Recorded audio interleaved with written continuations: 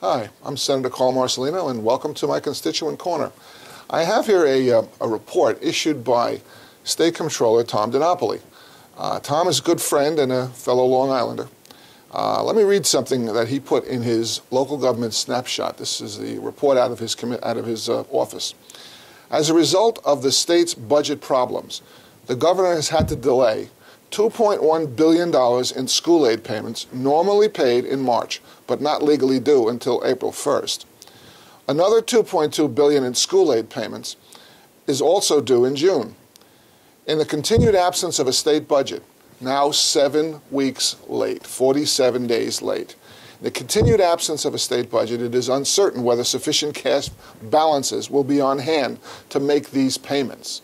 This is from the Comptroller of the State of New York, a Democrat, talking about the budget proposal of another Democrat, yelling and screaming, and rightly so, that the leadership of both houses, the Senate and the Assembly, have not come together yet in any meaningful way to have a budget created. If they don't agree with the governor's budget, they should have made one between the two of them. They have not done it. When the Republicans were in charge of the Senate, we did a budget with the Assembly when we didn't agree with Governor George Pataki's budget, a fellow Republican. When we didn't agree with his budget, we worked with Sheldon Silver and we came up with a budget of our own. The governor didn't like it. He vetoed, he used his line item veto, and he vetoed lines in that budget.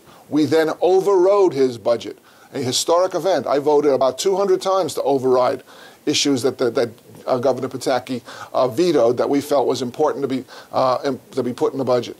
This is not being done right now. Now, this is not just Senator Marcellino talking to you.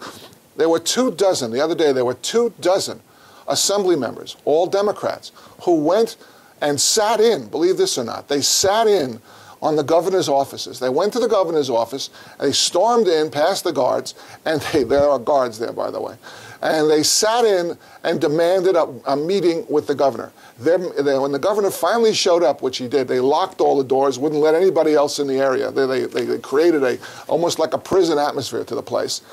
And they told the governor that they wanted meaningful discussions, that they have been left out of the loop. They, Democrats, members of the majority in the Assembly, have not been kept in the loop. They do not know what's going on. And they wanted to know what was happening, and they went to the governor. Not to their own leadership, mind you. They went to the governor to ask him what was going on. His comment was that it was a ploy on their part, and that he hoped there would be budgets, but there was no budget coming from either the Senate or the Assembly.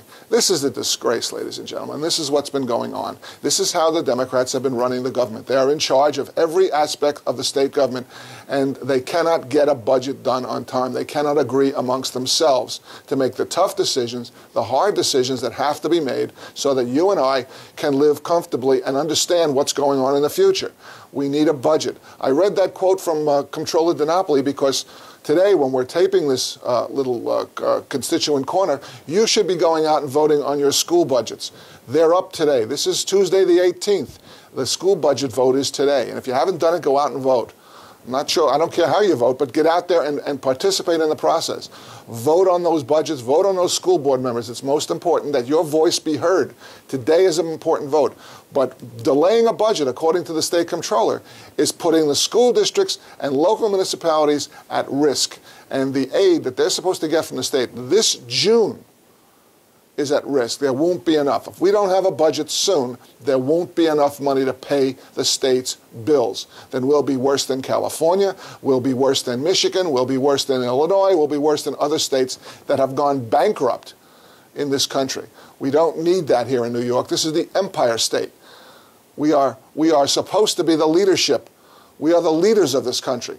Not the state that is floundering out there. And that's what we're doing right now. We're floundering because we don't have leadership in the Senate, we don't have leadership in the Assembly, and we don't have leadership in the governor's office. And this is an outrage. We cannot afford to go on like this. We need a budget now. I voted against the extender for the same reason I voted against the previous 6. We don't need extenders. We need a budget. We got to get the action. We got to get their act together. We have to make the majority party, the Democrats who are running the Assembly and running the Senate and running the governor's office, get together and make a decision. So far, they've done nothing.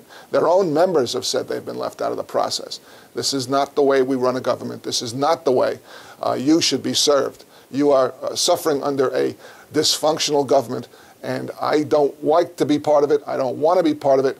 And I know it sounds partisan, but it isn't. It's the truth. Have a good day.